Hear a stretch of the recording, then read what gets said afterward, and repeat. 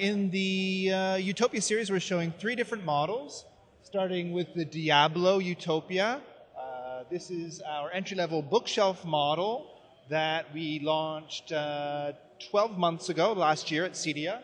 It sells for $12,000 MSRP a pair, with obviously the very famous solid beryllium inverted dome tweeter, which was the first in the world, and a W sandwich composite cone for the mid-range woofer with its dedicated stand. Then over on the far side, this is a brand new model that we just launched here at CEDIA. It's called the Maestro Utopia.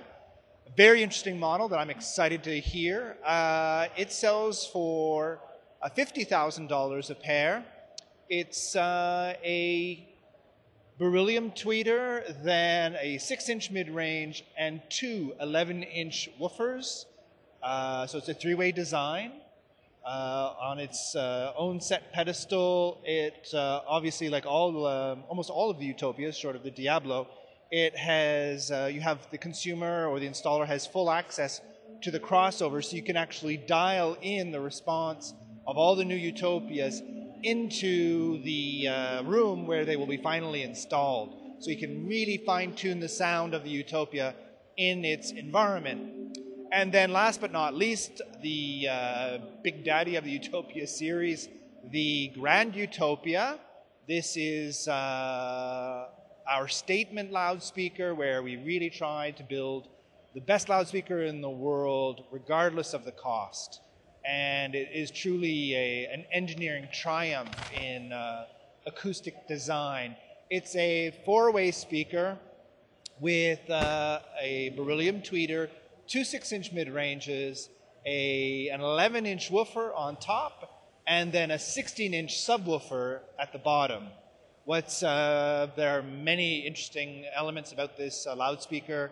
The fact that you can adjust the angle of each cabinet and optimize the time alignment of the drivers, and actually be able to adjust the positioning of each cabinet, as well as the woofer is actually a very special design. It's not actually a woofer with a magnet at all, a traditional drive unit. It's actually a woofer membrane attached to with a moving coil, but the magnet has been replaced by a huge copper coil which actually represents an electromagnet.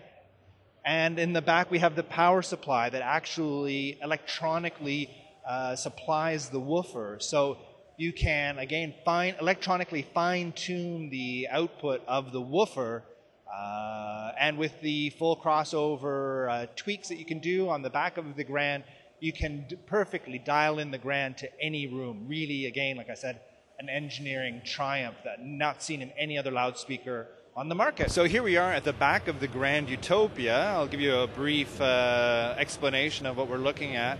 At the bottom, we have the power supply for the subwoofer for only 50 hertz and down, so you can actually dial in the Q factor to directly control the woofer and fine-tune it to the room. And then you see the binding posts at the bottom, so that you can actually bi-amp the Grand. You can amplify directly the subwoofer, and then another amplifier can control the rest of the speaker. Then halfway up, what we have is something that's quite unique in loudspeaker design, and I don't think I've ever seen anything like it. This is the direct access, like I was saying earlier, to the Grand Utopia's crossover.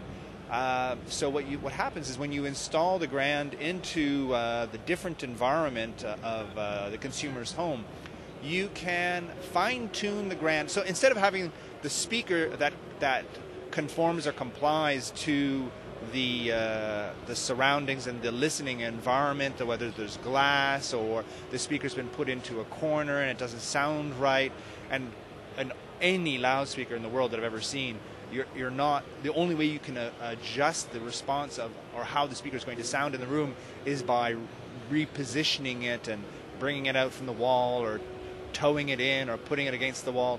In the case of the Grand, what we've done here is that you can actually make the crossover comply, cause the loudspeaker to comply to the room, so you can actually change the response of the speaker in the room, make it comply to the room, so you can optimize the Grand for that room.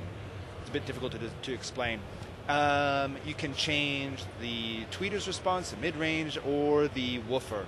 And actually, if you combine all the different permutations of the different adjustments on the crossover and the Q factor on the subwoofer, there are 1,458 possible configurations of the Grand's crossover that you can adjust for every room. So you can really fine-tune this speaker to any room.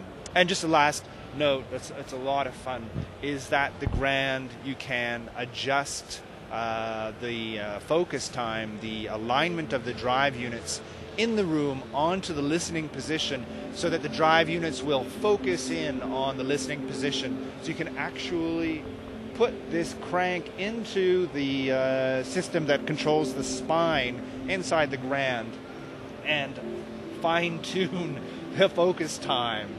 So what I would be doing here would be making the Grand to conform to a smaller room, and then like this for a larger room. Really, I don't think I've ever seen anything like it in any loudspeaker design.